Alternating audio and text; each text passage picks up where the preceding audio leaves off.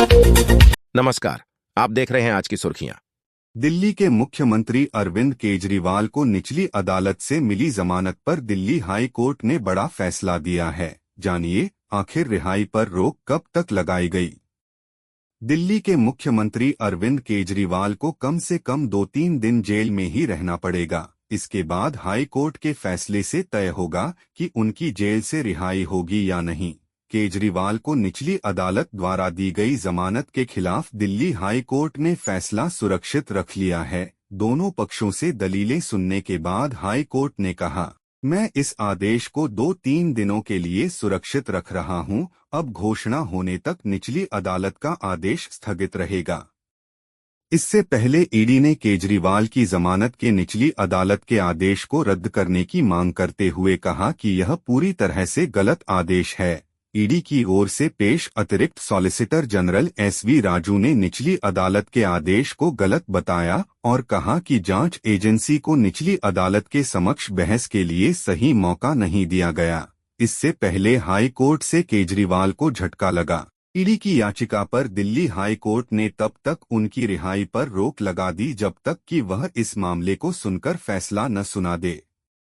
ED ने शुक्रवार सुबह ही केजरीवाल की जमानत को हाई कोर्ट में चुनौती दी थी और तुरंत सुनवाई की अपील की थी। अदालत ने याचिका स्वीकार भी कर ली, सुनवाई भी कर ली और रिहाई पर रोक भी लगा दी। कथित शराब नीति घोटाले से जुड़े मनी लॉन्ड्रिंग मामले में राउज एवेन्यू कोर्ट ने गुरुवार रात को ही उनको जमानत दी है। केजरीवाल के वकील शुक्रवार को कोर्ट में 1 लाख रुपए का जमानत बांड जमा करने वाले थे, जिसके बाद उन्हें तिहाड़ जेल से रिहा कर दिया जाता। केजरीवाल को ईडी ने 21 मार्च को गिरफ्तार किया था। मई में उन्हें आम चुनावों के मद्देनजर सुप्रीम कोर्ट ने 1 जून तक अंतरिम जमानत दी थी। केजरीवाल को सुप्रीम कोर्ट द्वारा उनकी अंतरिम जमानत याचिका मंजूर किए जाने के बाद 10 मई को रिहा किया गया था। उन्होंने 2 जून को आत्मसमर्पण कर दिया था।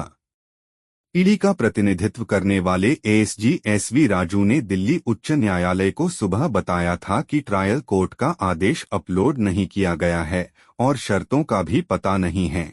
एएसजी राजू ने दिल्ली उच्च न्यायालय को बताया कि जांच एजेंसी को दिल्ली के सीएम अरविंद केजरीवाल की जमानत याचिका का विरोध करने का पूरा मौका नहीं दिया गया है। एएसजी एसवी राजू ने उच्च न्यायालय से आग्रह किया था कि आदेश पर रोक लगाई जाए और मामले की जल्द से जल्द सुनवाई की जाए।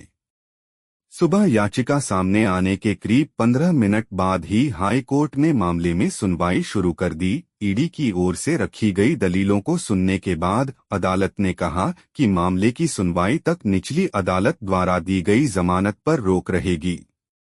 इससे पहले निचली अदालत ने केजरीवाल को जमानत देते हुए पहले कुछ शर्तें लगाईं। इन शर्तों में यह भी शामिल है कि वह जांच में बाधा डालने या गवाहों को प्रभावित करने की कोशिश नहीं करेंगे। न्यायाधीश ने आप प्रमुख को यह भी निर्देश दिया कि जब भी जरूरत हो वह अदालत में पेश हों और जांच में सहयोग करें। राउज एवेन्यू कोर्ट ने ईडी की उस प्रार्थना को खारिज कर दिया था जिसमें उसने जमानत आदेश को 48 घंटे के लिए स्थगित रखने की मांग की थी ताकि वह अपील में उच्च न्यायालय जाने जैसे कानूनी उपायों का लाभ उठा सके। इसके बाद ईडी ने कहा था कि यदि केजरीवाल जेल से बाहर आते हैं तो वह उन्हें दी गई राहत के खिलाफ दिल्ली उच्च न्यायालय में याचिका दायर करेगा। जमानत मिलने के बाद आम आदमी पार्टी ने कहा था कि यह सत्य की जीत हुई है। आपने ट्वीट किया है, सत्य परेशान हो सकता है, पराजित नहीं। बीजेपी की ईडी की तमाम आपत्तियों को खारिज करते हुए माननीय न्यायालय ने दिल्ली के मुख्यमंत्री अरविंद केजरीवाल जी को जमानत दे दी है। आप नेता सौरभ भारद्वाज ने कहा, पीएमएलए के मामलों में किसी भी तरह की राहत के लिए सुप्रीम कोर्ट तक इंतजार करना पूरी न्याय व्यवस्था का दम घोट रहा था।